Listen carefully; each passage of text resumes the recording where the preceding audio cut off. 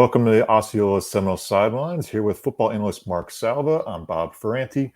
Hope you're having a great weekend. Florida State 3-0, but a very uncomfortable 3-0 after that win up at Boston College. And I think maybe that's maybe where we need to start. This was a troubling weekend for a lot of college football teams. We saw South Alabama go to Stillwater and beat Oklahoma State. We saw Kansas State lose on the road. Tennessee lost at the Swamp. That's what they do. But still, it's a big upset for Billy Napier and the Gators. Alabama struggling to figure out who their quarterback is, struggling to find offense. Georgia was trailing at the half at home to South Carolina. It continues. Texas and Wyoming was an interesting game. Of course, the fireworks between Colorado and Colorado State to finish a wild Saturday night into Sunday morning. We've called this one a clunker. I've called this winning abysmal. It's not winning ugly. It was winning abysmal. I don't think we've seen too many wins that in some ways feel like it's a setback in terms of development and progress as far as what you're building towards in a season like this. But maybe Florida State is not as dominant as we thought. Maybe BC with some Georgia high school stars between Robichaux and Castellanos, a little bit better than we were giving them credit for.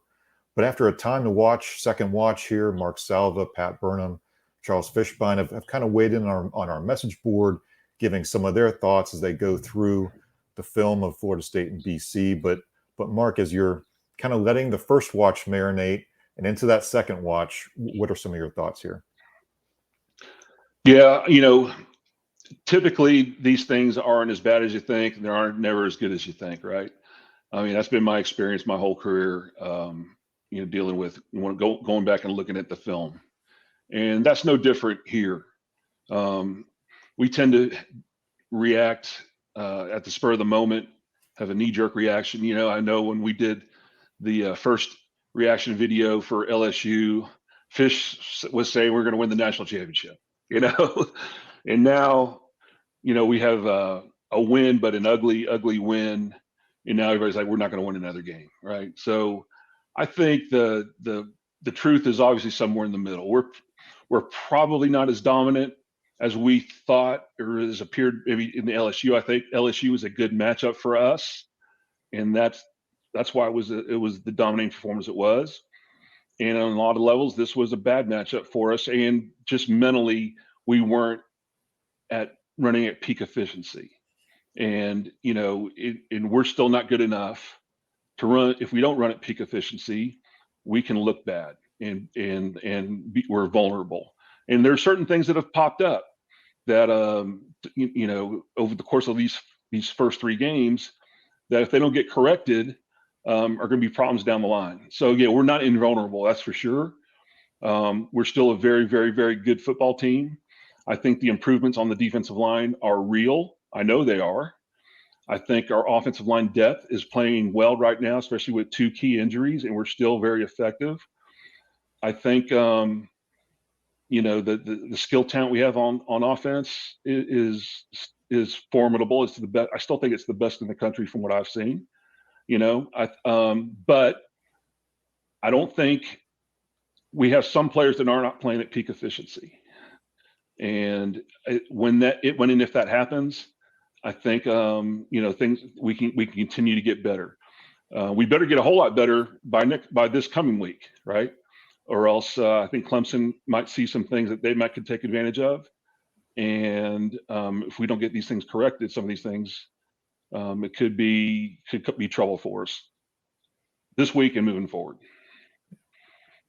Before we dive into some of those second watch thoughts on offense and defense, and we'll probably dive into the defense first because there's just a lot to unpack from those third down issues to mobile quarterback. And Robichaux had a much bigger day than I think any of us were expecting. A really physical running back from Columbus, Georgia. There were some good moments from the defensive line, some good moments from the offensive line. It didn't feel like Florida State sustained that run enough. We saw some good runs from Rodney Hill, for example. You're starting to see why we all kind of fell in love with Rodney Hill, for example. And we did see that offensive line push at times. Defensive line, same thing. This has been a heralded defensive line because of that depth, because of the rotation. Mike Norvell saying this is the kind of depth that that you need if you have aspirations of competing for a championship. This didn't feel like anywhere near their best performance. Is this a one-off? Is this a, hey, thinking ahead, looking ahead, potentially taking BC for granted, or is there something bigger here that maybe concerns you? So, okay, let me start with the defensive line. They didn't have a bad day. In fact, they had a pretty good day. I thought they did what they were supposed to do. I think what the problems were on those third downs. At least, I've been through the first half. I haven't gone through the second half yet, but I've been through the first half, and it was a scheme thing, right? So those big quarterback runs, those big plays. Let me go back. The first touchdown was busted coverage, and it's something that's popped up in 3 games. That is, they line up a certain way, they motion. A lot of times it's trips, motion, 2 trips, or motion from doubles, 2 trips, and guys are bumping coverage, and guys get lost on who has who. It happened against LSU, first play of the game. It happened at Southern Miss twice, right? So it happened on the wheel route that Akeem Dent got hurt on, right? That guy was running free. It was a shift motion, third guy out, wheel route, uncovered. He did it again at Southern Miss, where we pressured the quarterback and the ball was thrown short, but the tight end was wide open for a touchdown. So that happened twice. And they did it here, same kind of thing. Motion to trips, linebackers, everybody's bumping coverage, rotating in the secondary. Somebody gets lost in the shuffle. They run a simple little spot route, and a play action fake, eye candy, and linebackers get lost. Tatum Bethune reacted great, right? He took the fake, immediately turned around, found the tight end, got under the tight end stick route. Perfect. Lundy takes the fake, starts looking around, doesn't know what to do, and there's little number 4 sitting right there over the ball, catches the ball, and then a bad angle by Kevin Knowles, guy runs for a touchdown. Okay, so underneath coverage.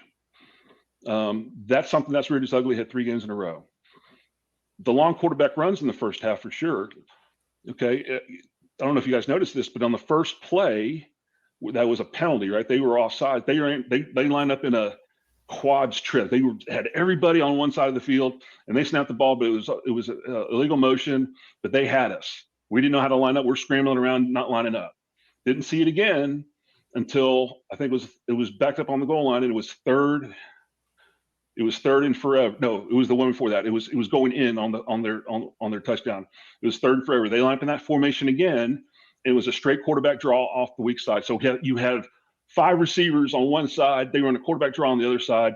We don't line up right, and he's wide open. He runs for 40 yards and sets up their touchdown. Right? I think it sets up their field goal. And then on the 45-yard run, when we had them backed up 3rd and 15 or 17 or something like that, same thing. They ran that formation 4 times.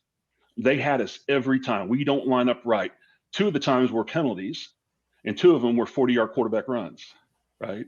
So that kind of thing. So, but in between, defensive line is stuffing the run. We're stuffing the run. We're stuffing the run. They ran a screen. They got the 4th down. It was 4th and 1 when they ran that screen. They were half yard short, and they lined up and decided to go for it after coming out of the timeout. We're in base defense. They're in 3 tight ends. We're in base defense. So we got DBs and stuff lined up over tight ends, and there's a big bubble there, and they just run a wedge and get an easy first down. I mean, so I guess what I'm trying to say is, not only were the guys not at their best, I don't think our coaches were either. We couldn't get lined up. We had some holes in the defense that we couldn't get corrected. Guys not knowing what to do in certain situations. It made for big plays at the wrong times. But everything in between was great. Defensive line was stuffing them. They weren't getting pushed around. That guy's a good quarterback. I mean, he's quick. He's fast. He's twitchy. He's hard to hem in. And we handled Jane Daniels okay. So there's as far as the defensive line goes, I still think they're really, really good. I think the problem comes in the underneath coverage, and when people start motioning and doing stuff, can we get lined up and can we get the correct assignments? That's the problem right now. Okay. Offensive line wise, we didn't run a lot of counter again. We ran a lot of zone. And same thing I've been saying, before is if you're going to run the zones, you got to run it a lot because you got to get the feel of things. So there was a couple of situations. They were running a lot of 5 and 6 man pressures, right? Playing in single safety, playing man. They're pressing Keon and Johnny, right? And running a lot of 5 and 6 man pressures. And so we were outnumbered in the box for the running game. And I think the offensive line did a pretty decent job, but decent is not good enough on the offensive line, especially when you're outnumbered, because you let one guy go and he blows up the whole play. And that was pretty much the case. Everybody's doing pretty good. Byers misses a call. Linebacker runs free, knocks Toafili for 1 yard loss, 0 yard gain. Little stuff like that happened, off and on in the running game most of the time. But there were some times when we blocked it pretty good and got some good yards. It's just, and I'll say this too, Trey Benson to me does not look like the same guy he was last year. I don't know what you think, Bob, but a little tentative, not taking it up into the line of scrimmage before he cuts. It's just not. This doesn't look like the same guy right now, and I don't know why that is.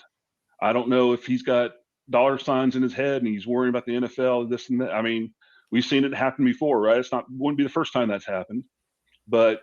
And look, he's got a bright future ahead of him. At least he did. But if he doesn't perform, that he's losing money, right? So I think that that's what it is. And honestly, Jordan Travis hasn't been his sharpest. He's thrown some really good balls, and he's thrown some pretty average balls. So yeah, it's not as bad as you think, but it could be better. But it's not as good as we had hoped it would be. Play after play after play. We as fans expect every play to be perfect, us to be playing at peak efficiency every time, and that's not necessarily realistic. They were emotional for this game, we weren't, and they were sharp, we weren't, and I think that really encapsulates what last night was. Yeah, I think we'll talk briefly about Trey and JT, and then kind of go back into the defense. I think your comment on Trey is pretty accurate. I mean, the numbers back this up that Trey is not breaking as many tackles. He's not forcing defenders to miss with as much regularity as he certainly did in 2022, where I think he was leading the nation, according to the Pro Football Focus numbers of just forcing defenders to miss tackles. How much does Florida State miss a Trayshawn Ward, for example? And they're trying to figure out, is a Rodney Hill a guy who can step in that kind of role? We didn't see very much of Keziah Holmes in this game. We saw some of Lawrence Toafili, and hey, he caught a really nice ball down the sideline, looked like a receiver on that one catch. And then the one, the short one where he turns around, he's got to secure that ball fast before the defender hits him and jars the ball loose. So We've seen some really, really good from Toafili. We also saw probably his worst play as a Seminole there, with that fumble, and that created an easy 6 for BC. So let's go back to the defense here. And I think a big storyline is Florida State was really very good at third and fourth down defense through 2 games. And then against Boston College, whether it was, Castellanos finding a running lane, finding an opening over the middle, Robichaux I think he had 5 or 6 conversions just by himself, just being a physical runner between the tackles. Yeah. What did you see? Any commonalities in these third or fourth down situations for Florida State? Well, I think, this defense is built for spread offenses, right? So we're a nickel defense. In other words, we're 4-2-5 defense essentially. And Deloach and Bethune are not big thumpers, and they're built to run in space, tackle in space, cover guys in space. And because of modern offenses, majority of the offenses we see are that running quarterbacks that can move, covering guys in space. And so what do you give up? You give up when you get a Robichaux and you get a big offensive line of guys that want to run a heavy, heavy offense. There was a couple times Kalen was free, goes up there and hits Robichaux, and Robichaux drags him for 3 or 4 yards. I mean, he's what is Kalen? He's 215, 220, maybe. He's safety-ish at linebacker, right? Right. And so, and even Lundy, who was our thumper, has leaned up and gotten faster and all that kind of thing too. But, so, it's you give up something to get something. And, it's not a good matchup. BC is just not a good matchup for us in that way. Right. Again, I'm not going to panic on it.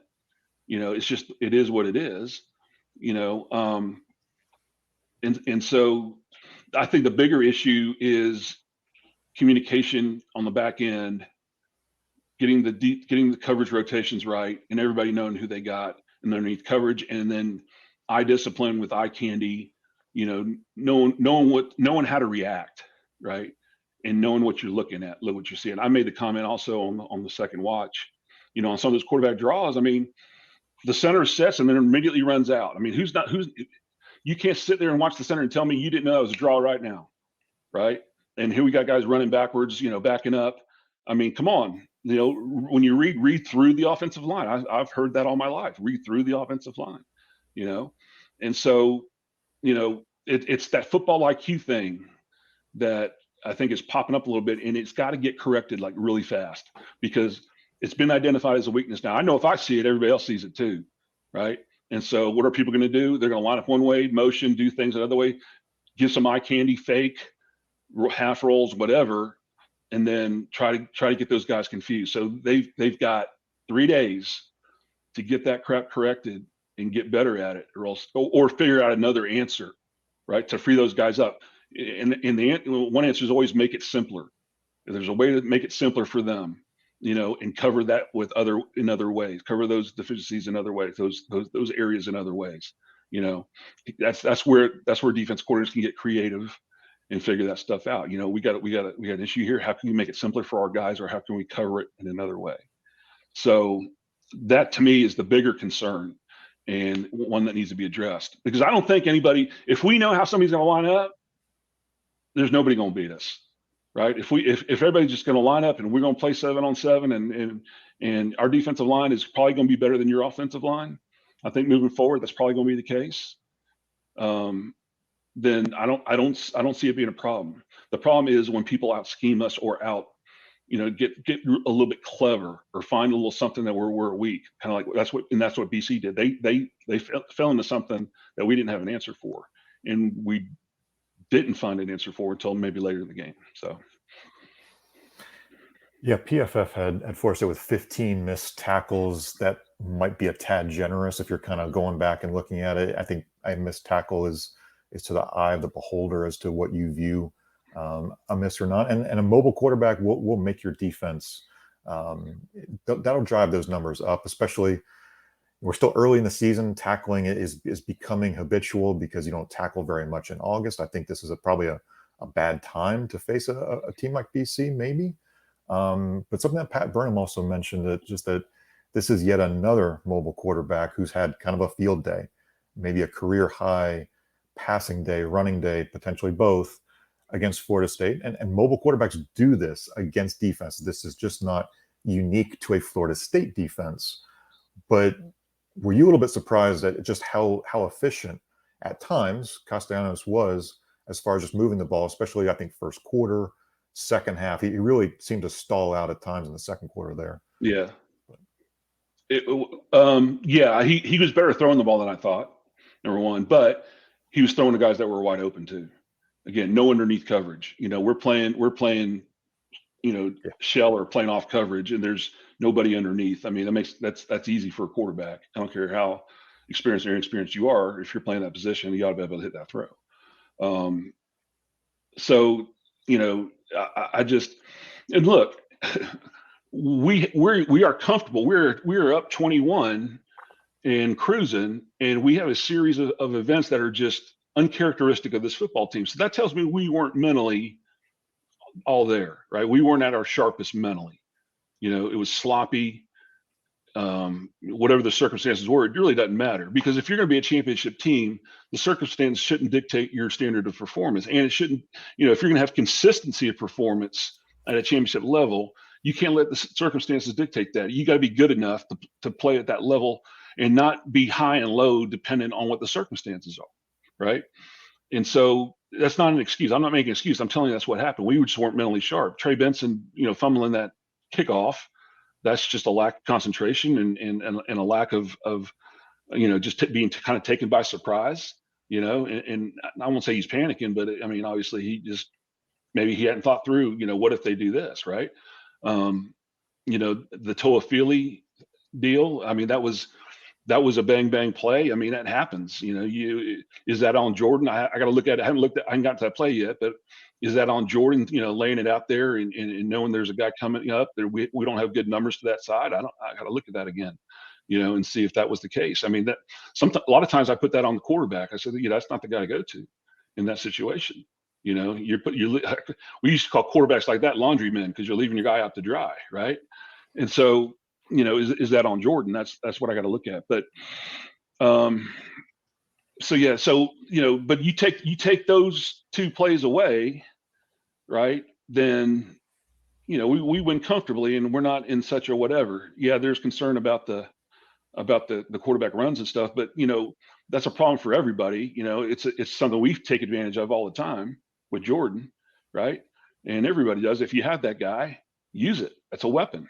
That's the hardest guy to account for. You can't cover everybody and cover the quarterback. That's an age-old problem, and we're not the first one to be a victim of it. I think the disappointing thing was those big 40-yard runs, those big runs that he had were schemed, and it was due to us not lining up right or not covering all the gaps correctly.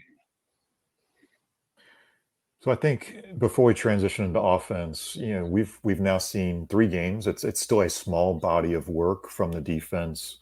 You've seen some commonalities in some of these coverage busts. For example, we've seen more missed tackles against LSU and BC, as you would expect, not as many against a Southern Miss. That's maybe to be expected. But to me, Bob, that's it. That's indecision, right? So okay. if you're missing tackles, you're diving at guys' ankles and you're out of position. You're not in position to square a guy up, and that means you're a step slow or a step late, and that tells me there's a little bit of indecision or you're not in the right spot. And again, it goes back to, okay, are we getting lined up right? That's what I see. That's usually what it is for me. So I think what I'm hearing is this is a good question I think we want to get to is how much of this is correctable? And when you're talking about pre-snap alignment, that sounds pretty darn correctable. Oh yeah. Anything else that you see correctable versus not correctable on defense at this point? No, that's all. To me, that's all it is. Yeah. I think physically we're not getting beat. Physically it's mistakes. Like I said, 2/3 of the plays we're stuffing them. Guys in the right spots. We're tackling. We're all over them. It was those other plays, and they just happen to be on third downs or reconversion downs or whatever is where it reared its ugly head. And you got to give credit to BC, man. They had a good plan against us. They knew they played to their advantages really well, and we didn't handle it real well. Very fair. For Jeff Halfley, a coach who we thought might have been on the hot seat, I thought he and the staff had a good game plan overall for Florida State. Well, let's move over to offense. And, one of the questions on the message board has been just how the offensive line is adapting, with Maurice Smith out, with Robert Scott out. They have depth. That's a good thing. Florida State has acquired depth through high school recruiting, through the portal, because injuries happen. We know last year this happened, losing Caden Lyles before the games even started, losing Bless Harris one game into the year. So Florida State coaches have been prepared for this. But one of the questions still is, how much of this adjustment without Smith and Scott, is it impacting things up front as far as how efficiently you move the ball on the ground or through the air?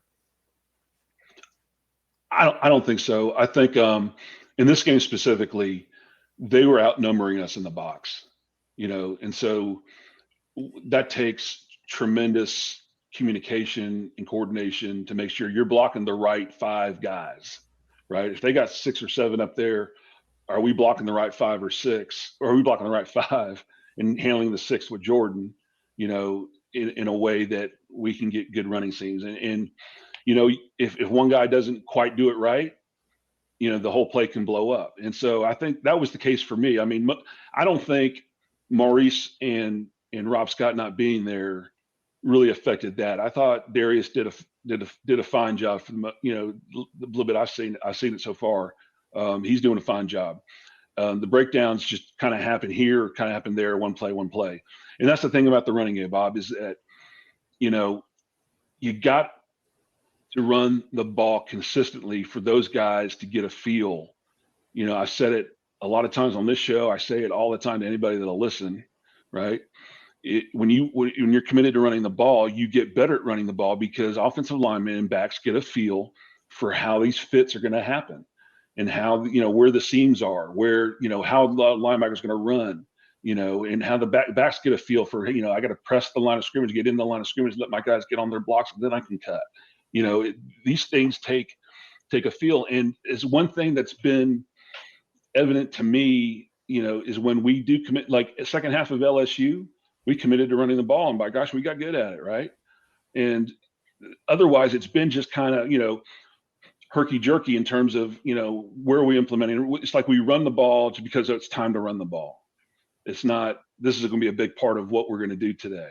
It seems like, especially last game and the start of the LSU game, and even some of this game, it's like, how can I dial up big chunk plays? How can I use all these toys I have? I got Keon Coleman, Jaheim Bell, Johnny Wilson, Trey Benson. I got Lawrence LT Toafili. I've got Winston Wright. I've got, Biscuit. I've got more. I got a lot of toys out here. How can I get these guys out in space and dial up some chunk plays?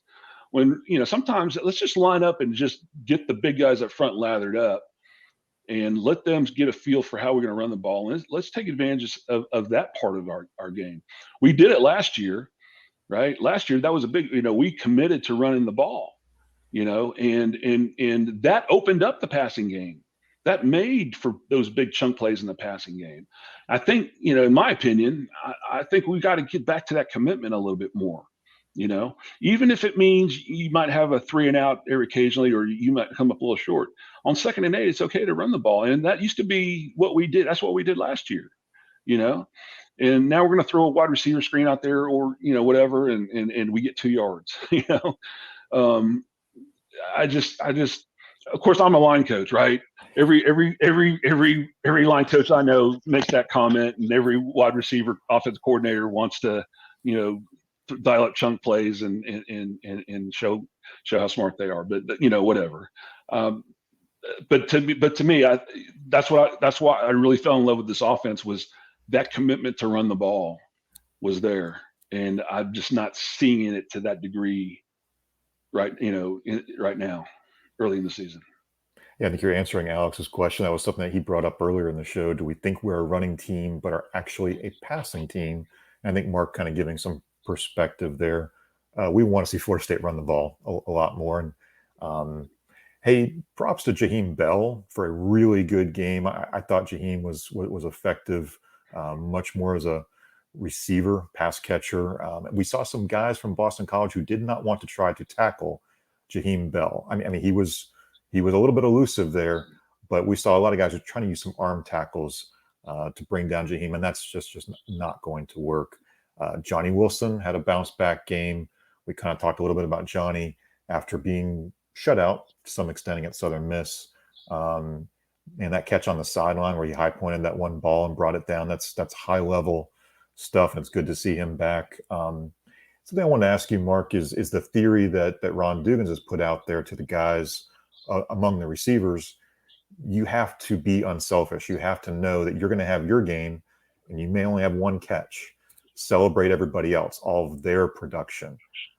But to some extent, we're seeing some hot and cold performances.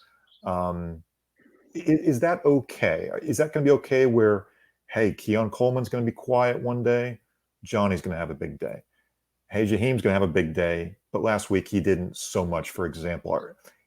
Is that okay, or do guys have to have enough touches every game just to feel good about what they're doing as far as just being part of the offense? Well, there's one ball. There's one ball. Amen. Right. Yeah, it's okay because there's more to playing wide receiver than just catching the ball. There's the blocking part of it. There's lining up right. There's taking 2 guys away so one guy can have single coverage. there's a lot to the position, in all the skill positions, right? Like I said, we got a lot of weapons, and people got to account for all those weapons. And so, yeah, it may be your day one day, it may be somebody else's day another day, and that's okay. As long as that other guy is having his day, and if he's the one that is having the matchup favorability, then you know what, convert on those, and everything's fine. Yeah, you can celebrate with them. You're exactly right. I agree with Ron on that. So I will say, though, as much press and man as we were seeing, I was disappointed that we couldn't figure out a way to get Keon a couple more targets, attempts, formation in some way. I thought there were more opportunities out there for him too, that just didn't work out. I mean, Johnny was the guy of the day, and that's fine. And he did take advantage of them. So, but look, we used to love back in the day when people, especially when we had Charlie, right? Oh, please play man coverage and please blitz.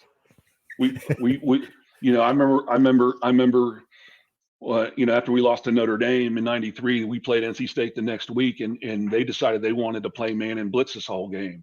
Please do, because I think we hung 70 on them, right, that game.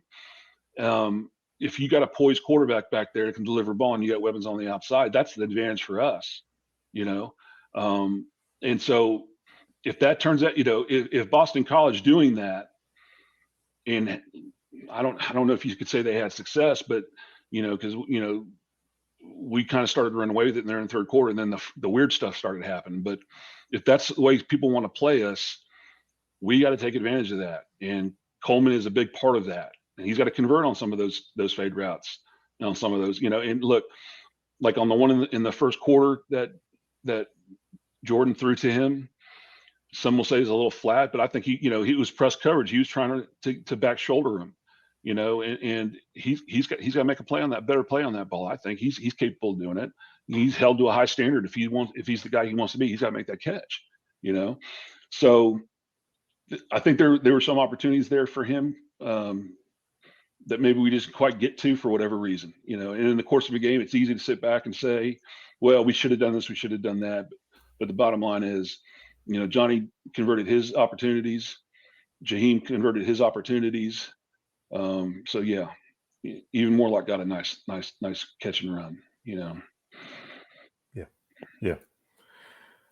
Well, I know a lot of people are asking about injuries. There's no updates Sunday evening as we're talking here. Of course, Mike Norvell is going to be very reluctant to let out anything on Monday when he talks, it being Clemson week.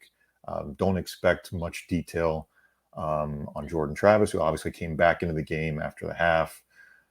Don't expect too much of an update on Rob Scott, Murray Smith, Akeem Dent. I know there were a couple other guys who went down during the game. Look, this is going to be a storyline throughout the year. We're just going to have to kind of ride it out, and we'll give you updates Saturday pregame as far as who's warming up, who's available, and all that. Mark, I think one thing we kind of want to, as we wrap up the show and discuss, is this can be that kind of wake-up call for a program with aspirations. Look, whether you think Florida State's going to the playoff, playing for the ACC title, or not, if you're just down on Florida State right now, that's fine. But a game like this can be good for a coach, can be good for veteran leaders on the team. How do you use this as a coach or a player to just say, okay, guys, that was our worst effort. Let's make sure it doesn't happen again? Well, you use it by putting on the film and showing everybody, look, we didn't even get close to playing our best, and we won the game, but we got lucky this time. Next time we might not be so lucky. So tighten it up, pay attention out at practice, study your craft, perfect your craft, study film during the week, anticipate, know the game plan, anticipate what you're going to see, practice your checks, practice your assignments, mentally, for sure. I mean, pay attention. And so, because you got to be able to react in the correct manner, and don't let the circumstances dictate your performance, right? Keep yourself at a high standard on the practice field. Practice with a purpose, right? It's all you have to do is put on the film and show them. And I never got the feeling these guys thought they arrived. I don't think that was it. I think they just were not mentally into it for whatever reason. 12:30 game, maybe travel. I don't know. I use that excuse for Southern Miss too. I said, well, it was a late game and it was a short week. I mean, these aren't excuses. These just may be reasons. But next week's an early game. It's a travel game. It's not a short week, thank goodness. There's no hurricane on the horizon, at least that I've seen. So, let's and here's the thing too. As a coach, on these games like against Clemson, against Florida, against Miami, against these big opponents, don't play the game on Tuesday and Wednesday, right? There's a tendency to want to go out there and you got a lot of juice and you're excited about the challenge that's coming forth. You don't want to play the game on Tuesday and Wednesday.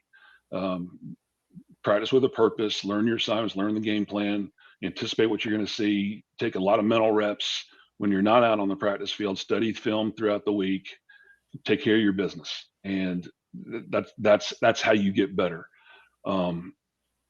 There's a lot of things to correct off of this film. It's off the past three. So, you're going to see it again. I guarantee you're going to see it again. So get ready.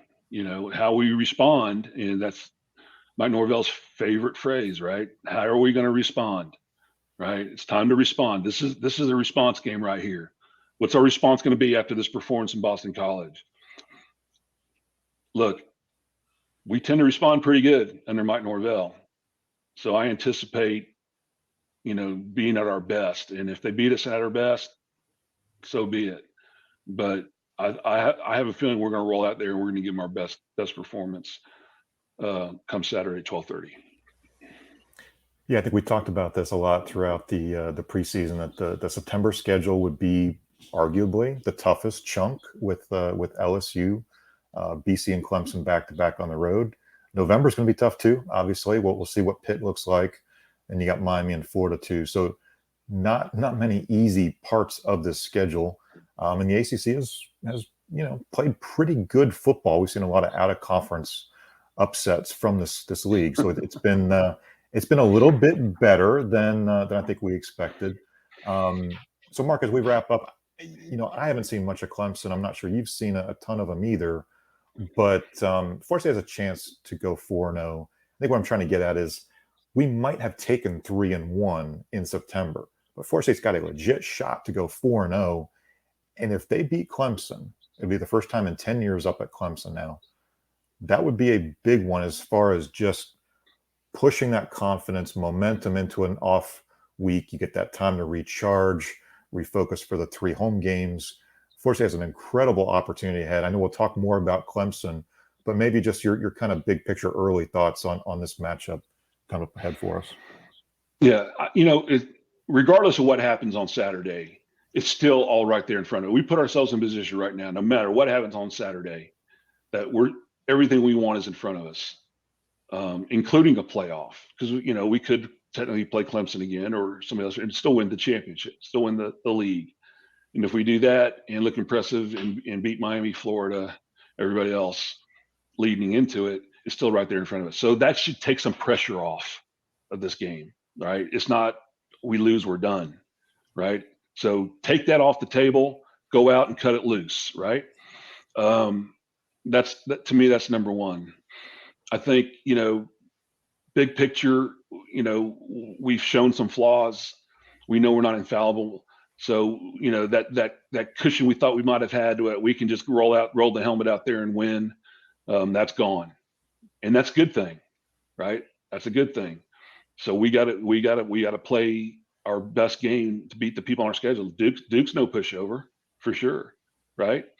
So, you're right. I would have taken 3-1 coming out of September. And I think anybody that was realistic thought that was true, but you are also right in that this is a tremendous opportunity going into an open week, going into the middle part of our schedule to really take hold of this thing. And look, these guys are smart enough to know, and these coaches are smart enough to know they have a tremendous opportunity in front of them, and that to leave no stone unturned and take total advantage of this opportunity that we've put ourselves in. We being FSU, they've put themselves in a position to really do something special, and that's why I fully expect to see our best performance on Saturday, and then put ourselves in position to do something spectacular. All right. Well, good stopping point for us. About 40 minutes of FSU discussion, kind of wrapping up BC and turning the page to Clemson. We appreciate y'all watching. Of course, if you're reading, thanks for subscribing on the Osceola.com. You can always check out that Second Look Sunday. We'll do that every week throughout the regular season. Mark Salva's got some thoughts, Pat Burnham, Charles Fishbein. I've got a couple. I still owe you some second half thoughts in there in that thread too. We'll get to that. If you missed part of the show, go back and check it out on YouTube. You can like and subscribe there.